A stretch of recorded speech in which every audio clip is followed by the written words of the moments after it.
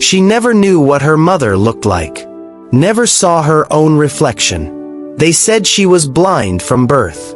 But when the new maid arrived, a stranger with nothing, one touch, one pause, ripped open a secret that would change everything she thought she knew about love, her family, and herself. Hi, my beautiful family and friends. Thank you for sticking around with me through our trying times. I really appreciate your love and support. We're back again to give you many more beautiful stories. If you're already hooked in for today's story and ready to enjoy it, click subscribe and let me know in the comments where you're watching from. Because tomorrow, I will be giving you another story just as interesting as this one. And you don't want to miss it. Now let us begin. The mansion was marble and glass, cold and glittering like a museum of wealth. Chandeliers hung heavy above rooms no one laughed in. Footsteps echoed through corridors vast enough to swallow voices whole. And in the heart of this palace sat Isabella Caldwell, the billionaire's daughter. 22 years old. Silken raven hair. A porcelain face that rarely smiled. A woman who had never seen the walls of her own home, though she could trace their edges with trembling fingertips. Her hands brushed against the keys of a silent piano. She pressed one down. The note was solitary, aching. But she didn't play further. She closed the lid softly instead, like a secret she was too tired to tell. Servants walked softly around her, whispering when they thought she could not hear. She always heard. The clink of polished cutlery, the faint rustle of designer gowns brought for her by people she couldn't describe. And outside the tall iron gates, the world she had been denied, forever described as too dangerous and too cruel. Her father had given her diamonds, silks, and isolation. Mr. Gregory Caldwell, patriarch of empires, built glass towers across cities, yet his daughter was locked inside one of her own. On this particular morning, Isabella sat in the solarium, where light streamed heavy and golden through glass walls. Though sightless, the warmth of the morning sun painted itself across her upturned face. She inhaled and whispered, so barely that her lips trembled with the effort.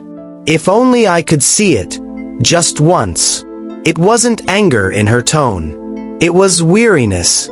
Weak hopes spoken into spaces nobody answered. She lifted the teacup already cooling in its saucer, fingers trembling slightly as porcelain clinked against porcelain. The sound of her unsteady grip echoed louder, harsher, than it should have in that measured silence. From the corner of the room, the butler cleared his throat. "Careful, Miss Caldwell," he said gently, approaching to remove the cup from her hand before she could spill. He set it down firmly. Isabella smiled a little, though it was sad and restrained. "Of course. Careful. Always careful. That's all I am allowed to be, isn't it?" There was no reply, only that stifling silence. As the camera would linger on Isabella's unspoken ache, imagine living in a golden cage where you had everything, except freedom, except truth. What would you trade away just to see life once with your own eyes? Share below, what does freedom truly mean to you?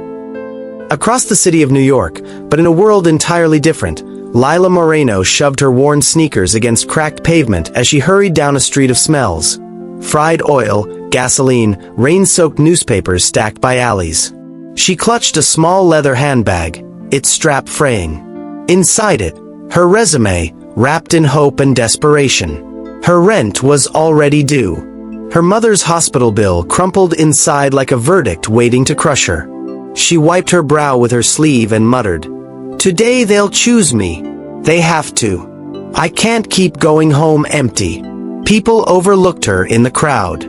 She was one of many, young, poor, a ghost no one named. Yet she carried herself with resilience stitched into her voice, the kind that comes only from surviving what she'd already endured. The notice had said, "Live in Maid required, must be discreet, trustworthy. Work for high-profile client." No names. No promises beyond generous pay. For Lila, it was salvation disguised as a menial task. She arrived at the gates of the Caldwell mansion, breath caught in her throat. The mansion rose like an island against clouds. Grand, intimidating. She steadied herself. "Just breathe," she whispered. "It's only people. They're only people." A guard stared as if she had arrived by mistake, scanning her from head to toe. Her thrift store blouse, carefully ironed but faded. Her skirt that had seen better days. "Interview?" she asked, clutching her bag like it might shield her. The gates opened silently, and Lila felt as though she were stepping into another planet. Inside, Gregory Caldwell's voice boomed in the marble foyer. He was a tall man, steel-gray hair slicked back, a fitted suit hugging his proud frame. His eyes were sharp, a man who measured everything and everyone. "Discretion," he said to the housekeeper. "That is the key. I don't care if she can clean every inch of marble. What matters is loyalty, silence, and obedience. My daughter's peace is not to be disturbed." Lila, waiting quietly nearby, felt those words like shackles before she had even started. She was about to belong to silence. The interview was brief. Questions barked, her answers clipped. Yet something in her eyes, earnest, unwavering, made the older housekeeper nod. Moments later, she was handed a uniform. "Start today. Don't ask questions. And whatever you do, don't make Miss Caldwell uncomfortable." Lila turned the fabric in her hands. It felt almost heavy, like putting on chains again. Yet in her chest, hope burned. Her mother's medicine, rent, a chance to survive. She bowed her head and whispered to herself, "I'll do this. I have to." That evening, as twilight painted the sky she could not see, Isabella sat alone by the unplayed piano. Staff whispered as they passed, strange hushed words about their fragile mistress. One of them had left the curtains open. Isabella, frustrated, reached out and knocked the vase from the table. It shattered against the floor in an explosion of porcelain. The sudden noise startled everyone. Footsteps clattered down the halls. Isabella took a trembling breath. For once, her voice broke past the script of polite silence. "Do you all think I don't know? Do you think blindness means I cannot feel pity dripping from your voices, shame creaking in your silence? I hear everything. I live here in chains." Her words echoed, harsh, uncharacteristic. At the door, unnoticed, stood Lila. Her first day hardly begun, and already she had stumbled into a confession she wasn't meant to hear. She froze, eyes wide, heart twisting. For in Isabella's trembling voice, Lila heard something she knew too well, the sound of a soul trapped, crying against walls no one cared to break. Lila clutched her uniform against her chest.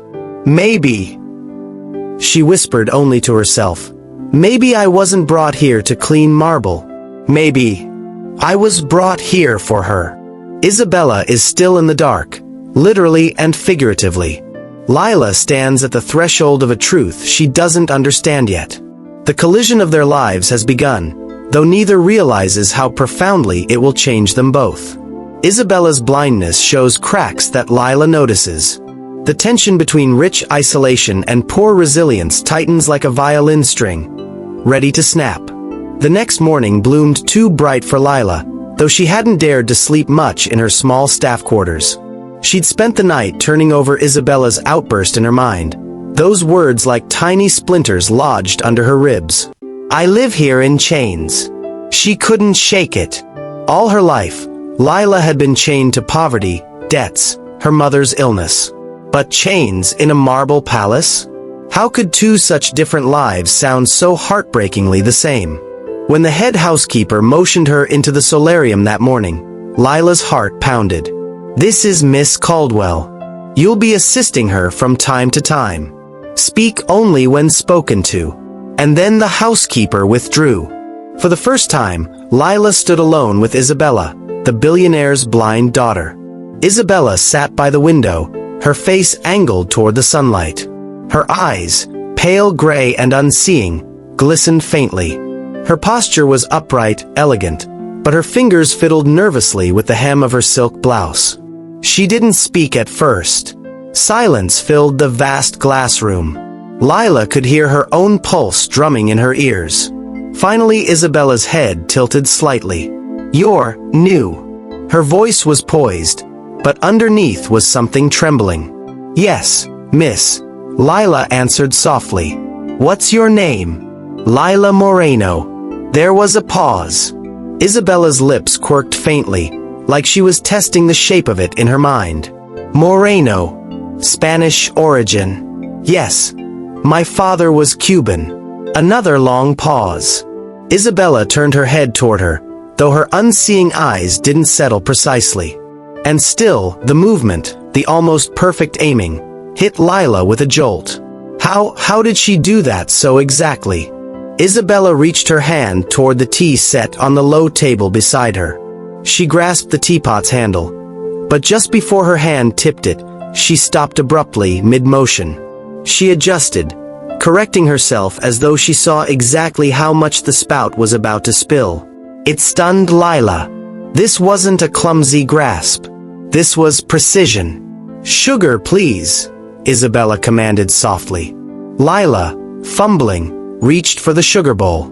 In her rush, she nudged the saucer, and porcelain rattled too loudly. Isabella flinched. Her lips pressed together. "You nearly dropped it." Something about how certain she sounded froze Lila. Her pulse slowed, her thoughts raced. How could she know that? She can't see. Can she? Lila carefully added sugar, stirred, and handed the cup. Isabella's hand extended eagerly, and met Lila's mid-air. Their fingers brushed. Isabella's grasp was firm, accurate, not the uncertain searching touch one would expect of someone completely blind. Lila nearly dropped the cup herself. Isabella sipped quietly. Then her head tilted again. Those pale, cloudy eyes seemed to study Lila nonetheless, as though peeling her apart. "You're nervous." The words cut closer to the truth than Lila liked. Her throat tightened. "It's my first day." Another pause. Isabella set the cup down with precision. Perfect alignment. Not a drop spilled. "Most maids talk too much," Isabella murmured. "You, listen." Something in her tone was not criticism, more like faint surprise. Possibly even relief. Lila's gaze softened despite herself. Sometimes, listening is the kindest thing you can do. Isabella's lips twitched into what might have been a half-smile. Small, fragile, a flare of warmth in an otherwise frozen room. And then silence reclaimed the space. Later that afternoon, Lila was dusting shelves near Isabella's piano when it happened. Isabella sat idly, fingers hovering above the keys. She pressed one note, then another. A hesitating melody began to form, a sad, stumbling fragment. Lila stopped dusting, breath caught. "You play beautifully," she offered gently. Isabella froze instantly. Her hands fell from the keys. "No," she said firmly. "Don't flatter me. Don't lie to me because I cannot see." Her voice dropped trembling, raw. "Everyone lies." The sharpness stung Lila's chest. She stepped closer. "I wasn't lying." Isabella's mouth tightened like she wanted to argue, but suddenly her eyes shifted upward, locking almost directly onto Lila's face. The directness of that gaze. It landed like lightning. Lila swallowed hard. How could someone with no sight look at her like that? The spark ignited. For a long moment, the two women said nothing. The only sound was the piano's faint echo still vibrating the air. A strand of Isabella's hair fell across her cheek. Without thinking, Lila reached out gently to tuck it away. Isabella flinched slightly under the unexpected touch, but didn't pull away. Her breath caught, her lips parted. Softly, almost barely audible, Isabella whispered, "Everyone handles me like I'm made of glass. You didn't." The words pierced Lila straight through. Just like Isabella's outburst last night, this wasn't about blindness. This was about loneliness, being treated as broken, about craving to be touched with human honesty. For Lila, who'd grown up ignored, invisible, she understood. Maybe too well. Her voice was quiet, steady. You aren't glass, Isabella. You're music waiting to be played. Isabella inhaled sharply, fingers trembling above the piano keys. No one had said something so fiercely kind to her, not in years. That moment settled like a scar destined to change everything. Their fragile bond was broken when a voice thundered at the door. Lila. Outside. Now. It was Gregory Caldwell. Isabella stiffened, her entire body wrapping back into its defensive elegance. Lila bowed awkwardly and hurried to the hall, where the steel-eyed billionaire loomed. You will keep your presence strictly professional, he snapped. My daughter requires peace, not sentimentality. Lila's fists clenched behind her back. She managed a nod. But as he stormed away, she realized something. He was afraid.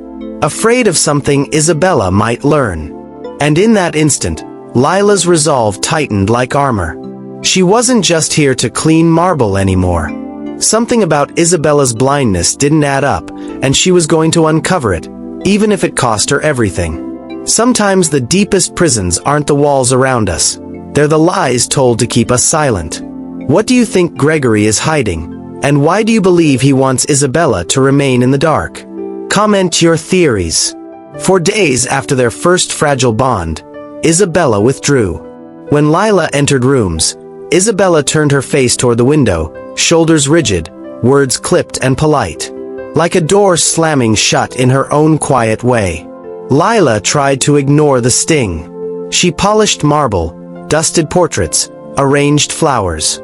All while Isabella sat in chilling silence, pretending Lila wasn't there.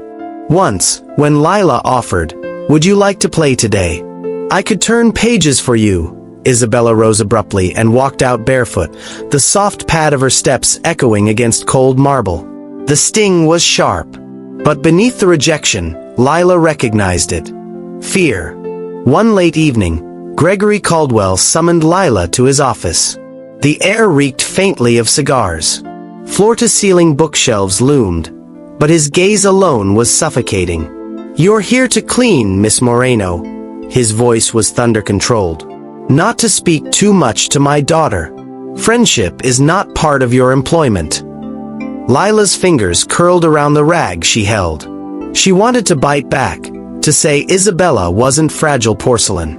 But from his look, one misstep meant immediate dismissal. Still, something inside her sparked. She lifted her chin just slightly. "With respect, sir. Sometimes people need more than clean floors." His jaw tightened. His silence was louder than any threat. And Lila left the office trembling, but unwilling to back down. The next afternoon, Isabella sat alone in the garden, her pale face bathed in sunlight. Her lips moved faintly, repeating poetry under her breath. Lila watched from the terrace, torn. Gregory's words echoed like knives, but so did Isabella's loneliness. Finally, she approached. "That sounded beautiful. What poem is it?" Isabella flinched, pressing back into her chair. "Why are you still here?" Lila swallowed. "Because it feels like you don't actually want to be alone." Isabella's cloudy eyes turned toward her sharply. "Don't presume you know what I want." The sharpness was laced with trembling. Her hands, though resting calmly on her lap, had tightened until her knuckles whitened. "You shouldn't care about me," Isabella whispered, almost to herself. "People who care always leave." Lila's chest squeezed painfully. "I'm still here," she said softly. For a flicker, Isabella's lips parted like she wanted to believe it. But then she shut down again, shoulders stiff. "Go. Please." Lila obeyed, but as she turned away, her heart whispered in defiance. "I'm not giving up on you." 2 days later, exhaustion gnawed at Lila. She sat alone in the servants' quarters, staring at her mother's overdue medical bill clenched in her hands. "I can't stay if she won't even let me near her," she murmured into the silent room. Her eyes burned but tears refused to fall. A fellow maid, older and worn, overheard and said quietly, others tried. All left. Don't waste your kindness. That girl's been unreachable since birth. But Lila wasn't convinced. Deep down, she remembered Isabella's whispered line about not being glass and her gaze, too sharp for blindness. Unreachable doesn't mean unworthy, Lila whispered to herself. She folded the bill back into her purse, but she didn't pack her clothes. Something anchored her to that mansion stronger than desperation, the conviction that Isabella was hiding behind walls built of fear and secrets. Late one evening, Lila entered Isabella's chamber to deliver warm milk as requested. Isabella sat by the balcony, still as a statue, moonlight pouring over her hair. Leave it on the table, Isabella murmured. As Lila set the glass down, her hand brushed a stack of papers. A music sheet slid slightly to the floor. Instinctively, Lila bent, and as she did, she saw it, tiny penciled markings in the corners. Sight marks. Notes written to guide the eyes across music lines. Her breath hitched. Her head snapped toward Isabella. But Isabella's face was impassive, turned perfectly toward her, waiting. How could a girl blind from birth have handwritten marks only useful to someone reading? Her throat ran dry. She placed the sheet back carefully. Isabella didn't move. But Lila's world tilted. For the first time, suspicion became certainty. What Isabella saw and what the world was told might not be the same. The next morning, Lila faced Isabella directly. You write your own music, don't you? Isabella's head jerked slightly, lips taut. And if I do? Lila stepped forward, her voice low and trembling. The notes. The marks you made. How? For the first time since they met, Isabella's mask cracked. Genuine panic flashed across her pale features. She rose abruptly, gripping the edge of the table as though steadying against a storm. Her voice shook with ice and threat. Stop. Don't dig where you don't belong. You know nothing of me. Her words were more plea than command. Lila's chest ached. She wanted to reach for her, but she saw the wall slam down again, brick by brick, behind Isabella's trembling dignity. Neither spoke after that. A void remained. But deep down, the spark between them hadn't burned out. It was just smothered under fear, waiting to blaze again.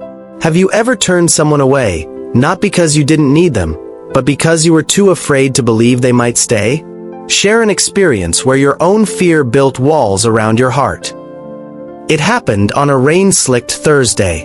The mansion's marble staircase, polished to perfection, gleamed too bright. Isabella, walking alone toward the solarium, misjudged her step. Her silk slipper slid against the wet floor left by a careless servant's mop. There was a gasp, a sharp crack of porcelain as she reached for the railing, and missed. Her cry echoed down the corridor, sharp enough to freeze the heart of anyone who heard it. It was Lila who came running first, faster than the other staff. She dropped to the floor just as Isabella lay clutching her ankle, breath ragged and face pale. Rain pelted the windows outside, as though echoing the chaos. Don't touch me!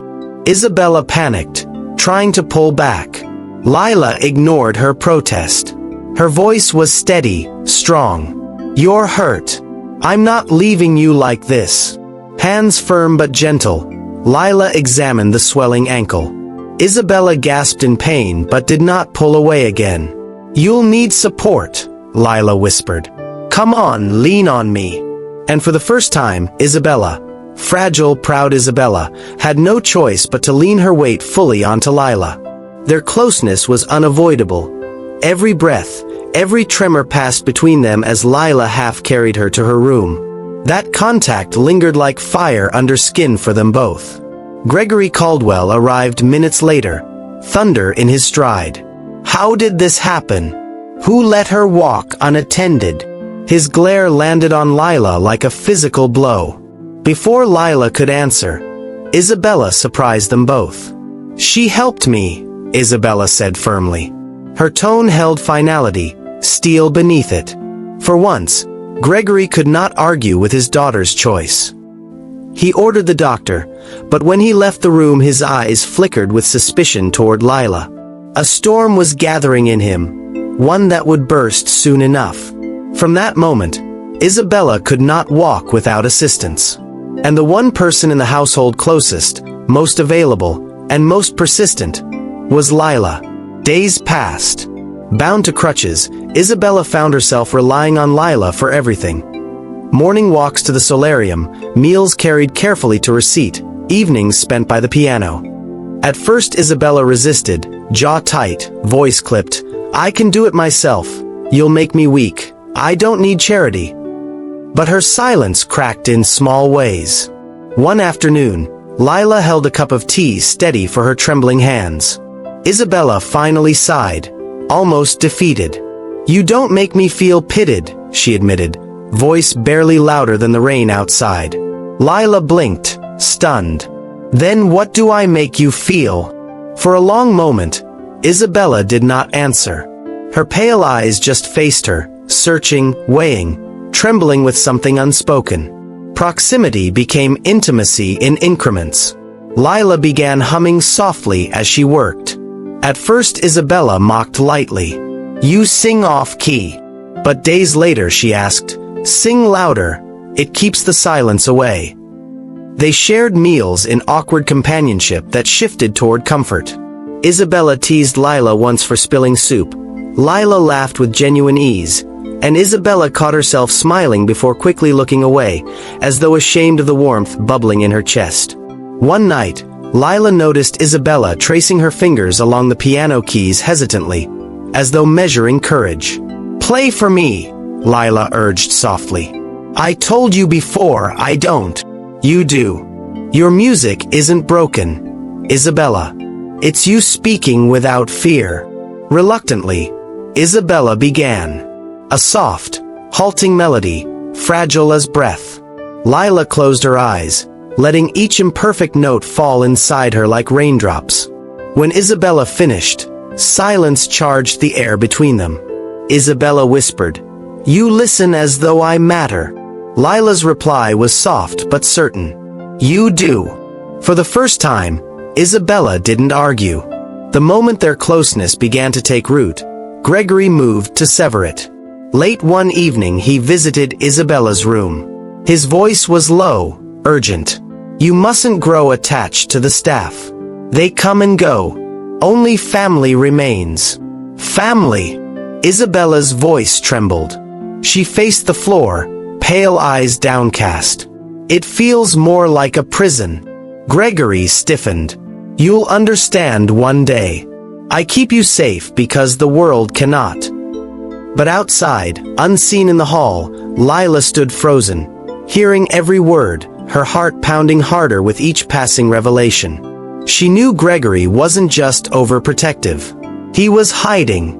2 days later, in the solarium, Isabella reached for her teacup and fumbled. Lila steadied it quickly, their hands brushing. Neither pulled away this time. Instead, Isabella's hand lingered. Not tightly, not deliberate, but long enough that Lila's chest caught fire. Finally Isabella whispered, "You make me feel something I don't know how to name." Lila's throat tightened. She wanted to speak, to tell Isabella she wasn't imagining it, that she wasn't alone. But all she managed was, "Then don't run from it yet. Just let it exist." And Isabella did not argue. For a girl taught to fear trust, that silence itself was an admission. But even as their bond grew thicker, the shadow of truth loomed larger. The music sheets still haunted Lila's thoughts. The way Isabella met her gaze too sharply. The way she adjusted cups as though she could see the edges. The forced proximity had pulled them closer. But it was also tightening the trap, because secrets cannot stay buried when two hearts press this close. And now, both women sensed it. Soon, something had to give. One rainy morning, while tidying Isabella's piano bench, Lila's hand brushed against an uneven seam of wood along the frame. Curiosity tugged. She pressed softly against it, and to her shock, the bench creaked open in a place most would miss. Sliding the wooden slot aside, she found not dust, but papers, folded medical reports, brittle photographs, scraps of newspaper clippings. Her hand froze halfway. She hadn't meant to pry, but something told her these weren't scraps. They were confessions. Before she could open them, Isabella's soft voice came from behind her. "Don't!" Lila turned, heart pounding. Isabella stood at the doorway, leaning on her crutch, face pale but lips trembling with unspoken pain. "Those aren't mine to read," Isabella whispered. Her voice shook, layered with something between fear and resignation. The silence stretched heavy, until Isabella's chin dipped. "But maybe I'm tired of carrying it alone." That evening, Isabella sat at the piano, a flickering candle between them. Her voice was low, halting, as if speaking each word hurt more than silence. "I was told I was born blind, that I never saw the world. But memories haunt me. Flashes, the shimmer of water, a face. I think it was my mother's. Smiles, light." Lila leaned forward, breath caught. "You remember seeing?" Isabella nodded slowly, tears welling in her pale eyes. "I told my father once, when I was little. He told me it was dreams. He begged me to forget. Every time I asked about my mother, he grew angry.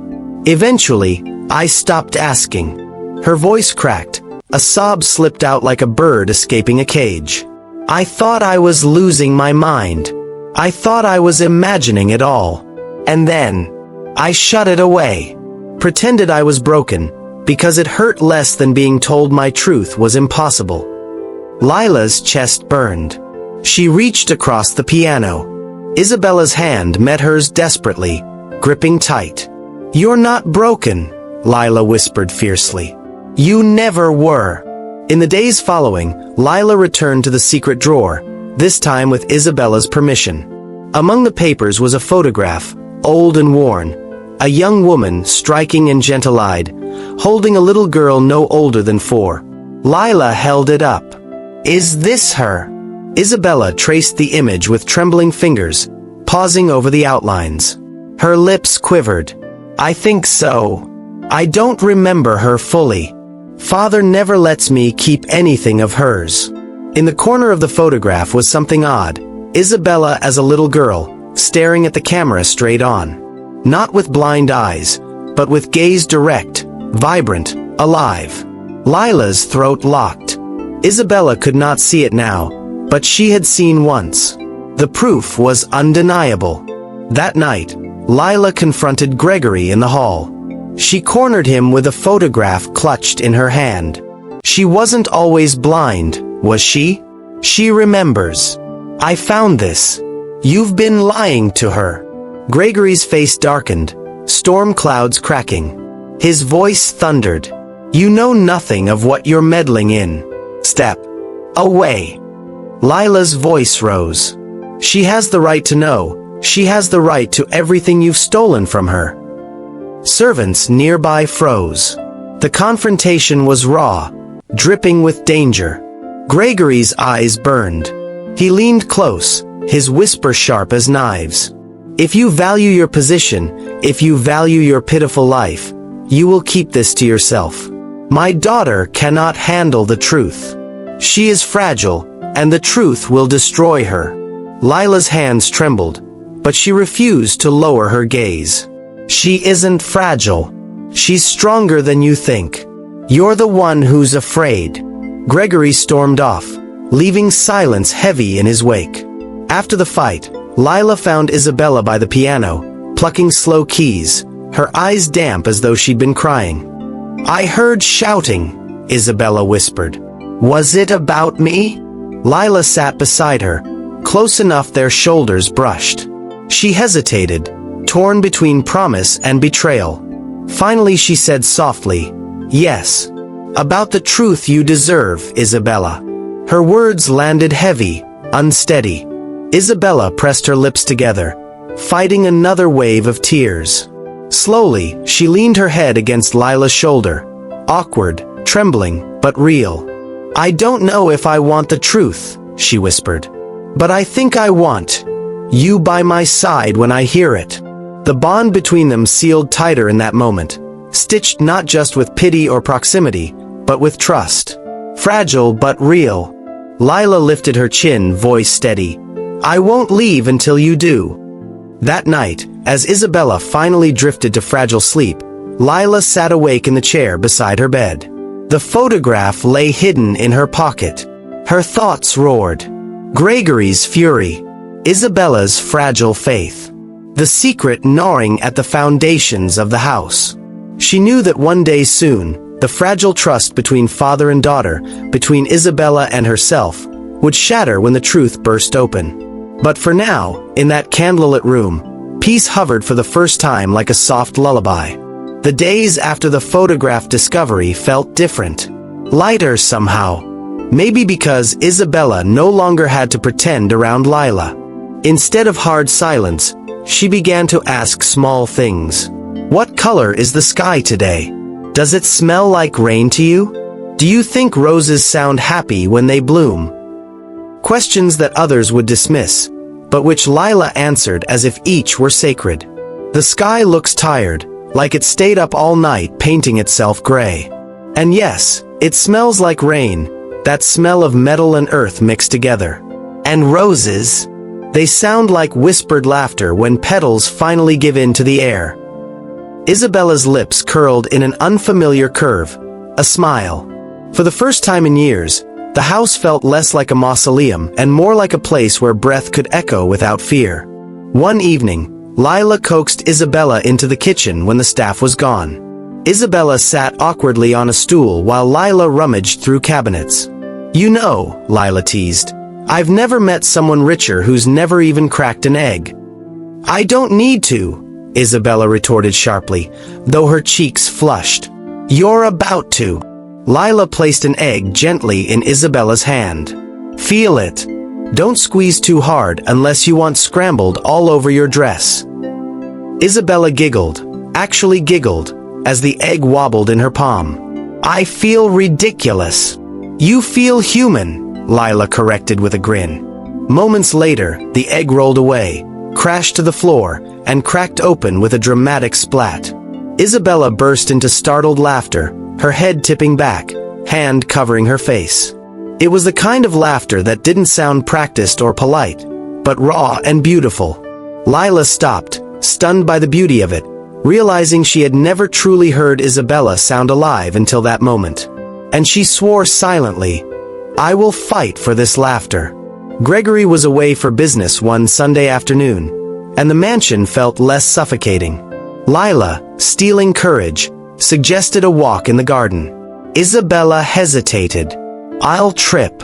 I'll make a fool of myself." "I'll catch you," Lila promised.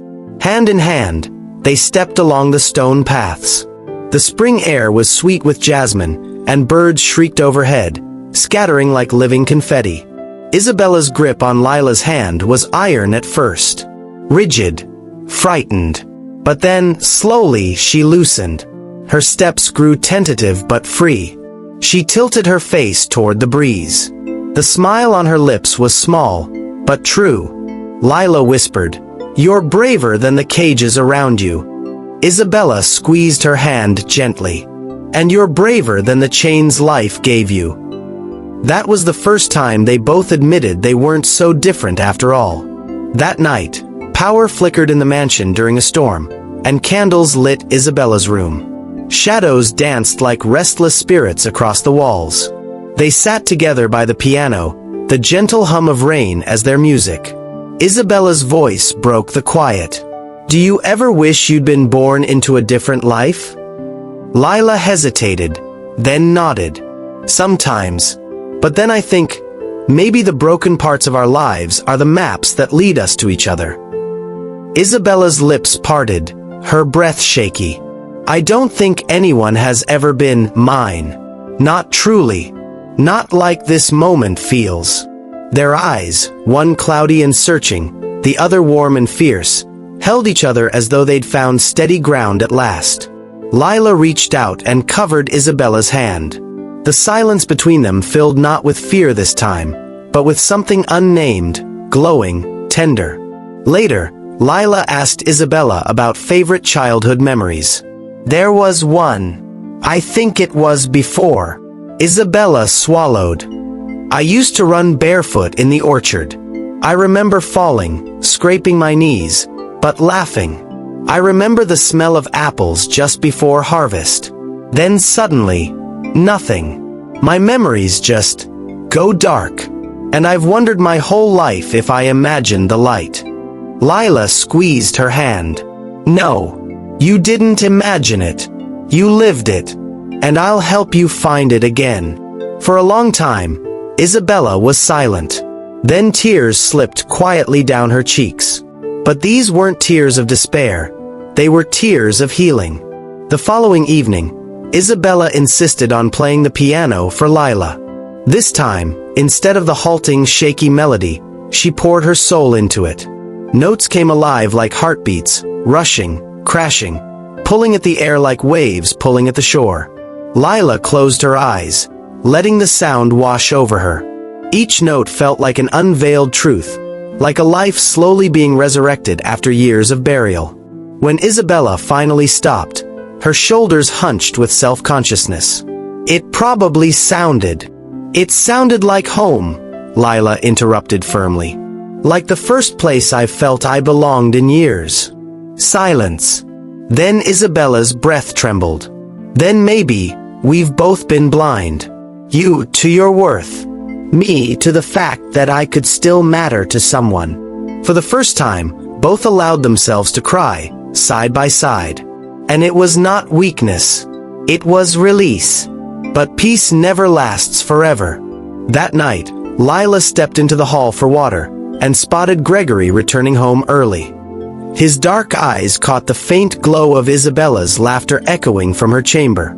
His jaw clenched. His hand tightened around the stair railing with the force of a man who knew he was losing control of his carefully built cage. The storm was coming. Gregory had returned sooner than expected. He was no fool. He saw the way Isabella's once muted voice carried warmth now, the way she smiled faintly when Lila entered a room. And in his eyes, that wasn't healing. It was danger. One night, after dinner, Gregory called Lila into his study. His desk was scattered with open ledgers and a half-drunk glass of scotch. The storm outside made shadows ripple across his face. "You've gone too far," he said, not looking up from his papers. Lila froze. "I don't understand." He finally looked at her, and his eyes were knives. "I told you to keep things professional. And yet my daughter laughs with you, leans on you, speaks to you like family. That is unacceptable. You are staff. Replaceable. Disposable." Lila's whole body trembled with fury. "She's not porcelain. She doesn't need a prison." He slammed his glass against the desk, shattering it. "She needs protection." Lila flinched at the noise, but her voice rose hot. "No, she needs the truth. And you're too much of a coward to give it to her." Gregory leaned close, his whisper venom. "Respect your place, or you won't have one." Later that evening, Gregory went to Isabella's room. He sat at her bedside, voice dripping false tenderness. "My dear, I need to warn you about something," he began. Isabella tensed. "What is it?" "That girl, Lila. She's taking advantage of you. I've seen it before. People drawn to your condition, whispering what they think you want to hear, feeding your fantasies. She isn't your friend, Isabella. She's after money, influence, pity." Isabella's lips parted, trembling. No, she's not like that." His jaw tightened. "You're too innocent to see it. She will hurt you, just like every outsider who ever stepped into our lives." He placed her hand over his, as if sealing a deal. "Promise me, you won't let her close again." In that moment, Isabella's heart split in two, between the father she trusted all her life, and the maid who had reached places he never could. The next day, Isabella confronted Lila in the solarium. Her face was pale, lips pressed tight with trembling restraint. I need to ask you something, she said. Anything, Lila replied, sensing the storm behind her words. My father. He said you're here for yourself. That you'll leave me. That I'm just your project. Lila's heart slammed. Isabella. No. How could you think that? After everything. Because it's happened before. Isabella exploded, her voice shaking the room. People tell me I matter, then they walk away. At least my father stays. Her words cut sharp. Lila's throat stung. I'm not walking away, Lila pleaded. You're not my project, you're. Stop. Isabella's voice broke. Tears streamed down her pale face. Stop saying things that sound like hope. I can't lose another hope, Lila. I'd rather be blind forever than risk it. Lila's chest cracked. Words hovered unsaid. You are not blind, not really. But she swallowed them, afraid they'd only deepen the wound. She whispered, broken. I was never lying to you. But Isabella turned away, clutching herself like she was splintering apart. Please, just go. And for once, Lila obeyed. That night, Gregory's orders were final. He called Lila into the hall, 2 guards behind him. You're finished here, he said coldly. Pack your things. You'll be gone by morning. Lila's fists clenched, her breath uneven. She wanted to fight, to scream, to claw the truth into Isabella's hands. But Isabella's tear-streaked face flashed in her mind, and she realized forcing the truth now would only destroy her further. So she bowed her head and said nothing, her silence heavier than any word. In her small servants' quarters, Lila stuffed her bag with shaky hands.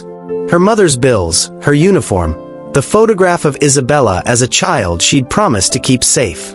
And for the first time since she stepped into those marble halls, her tears fell unchecked. Why does the world always rip away the pieces that finally feel like home? She whispered to the empty room.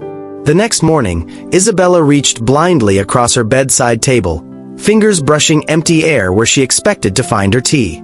Lila, she called softly. Silence answered. She waited. Minutes. Hours. But no footsteps came, no gentle voice, no hand steadying hers. The silence grew louder than any voice.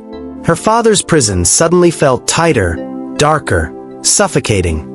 By sundown, Isabella sat at her piano. She pressed a single note. It rang hollow. She dropped her hands into her lap and whispered, Maybe he was right. Maybe I was never meant for anything beyond shadows. For the first time in years, she wept openly, her body shaking with sobs that belonged to someone who had lost more than sight, someone who had lost trust. All right. Now we're standing right at the emotional knife's edge. Act 8. The choice is inward, still, and suffocating. This is where Isabella and Lila are stripped completely bare of distractions. No silk curtains, no marble halls, no comforting smiles. Just raw solitude and the hardest questions of their lives. Stay silent, die slowly inside, or take the terrifying leap back toward each other. The Maid quarters were silent when Lila left. Her bag was much lighter than her heart. The taxi ride away from the Caldwell estate felt like an unspooling thread, each passing street dragging farther and farther from the only place that had begun to feel like hers. She sat by the window, forehead pressed against the glass, city lights smearing into streaks of gold and white. Her phone buzzed in her bag. An overdue bill reminder. Another text from the hospital. Her mother's condition worsening. She closed her eyes. A bitter laugh slipped past her lips with no joy in it. You left because you wanted to save her, and now she's more broken than ever. She thought of Isabella's face the day she laughed with eggs dripping from the floor, the softness of her voice when she whispered, Maybe I want you by my side when I hear it. And then worse, she thought of Isabella's raw words, sharp as glass. Stop saying things that sound like hope. Lila clenched her fists. She hates me, believes him. And if I try to go back, her voice faltered. He'll destroy me. But even as she said it, one truth ached brighter than fear. Leaving Isabella behind felt worse than losing everything else in her life. Meanwhile, in the cavernous halls of Caldwell Mansion, Isabella sank deeper into silence. Days stretched without Lila's voice breaking the emptiness. The servant stepped carefully around her, obeying Gregory's orders not to mention the maid's name. She sat by the piano again and again, lifting her hands only to drop them back into her lap. Because music, she realized, was useless if there was no one to hear it and call it beautiful. One evening, unable to bear the walls anymore, she whispered to the darkness of her room, "Lila, did you lie to me? Or did I lie to myself, believing you could stay?" Her pale eyes brimmed though tears could not give her sight. She pressed her hands against her own chest as if trying to feel her heart through her palm. And then she choked on the one truth she barely dared to admit, even in whispers. "I think I loved you." The confession echoed in the room, and no one was there to answer. Gregory noticed the difference immediately. Isabella stopped smiling, her appetite waned, her silence grew heavier than before. He told himself this was proof he was right. That outsiders only left scars. But some nights he lingered at her door, listening to the faint sounds of muffled sobbing within. His chest tightened, though pride kept him frozen in the hall. Because even Gregory Caldwell, man of glass towers, could not silence the truth echoing in his mind. Isabella hadn't been safer without Lila. She had been happier with her. Yet still, he hardened himself, burying that truth under layers of guilt and stubborn fear. Back in her tiny apartment, Lila sat by the bed of her frail mother, payment slips scattered around, hospital lights buzzing overhead. Her mother stirred, weakly smiling. "You're distracted," she whispered. "By more than me." Lila laughed softly, broken. "It's nothing." Her mother coughed, eyes narrowing. "Don't lie to me, girl. It's a woman, isn't it? You've got that look. The look I used to have when your father still loved me." Lila's throat locked. Her mother's voice dropped gentler. "Sometimes, we think walking away protects us. But the truth is, walking away is just slower death. The only protection is love, bold enough to risk the fall." The words lodged deep in Lila's chest. She stayed long after her mother dozed again, staring at the wall, her heart hammering at the choice she feared to name. Return, and risk Gregory's wrath. Or stay away, and lose the one soul who ever saw her. One night, Isabella wandered into her mother's old room, a chamber that had been closed for years. Dust coated every surface. The air felt frozen in time. She felt along the bureau, the perfume bottles still lined like guardians. She whispered, "Mother, if you're listening, did Father blind me with lies? Did he think he was saving me, or just saving himself?" Her voice cracked. She sank to her knees, sobbing into the carpeted floor. And for the first time in her life, the mansion felt not safe, not golden, not a prison, but a tomb. That was the moment she realized, if she continued obeying silence, she would die here long before her body gave out. At almost the same hour, miles apart, Lila made her decision too.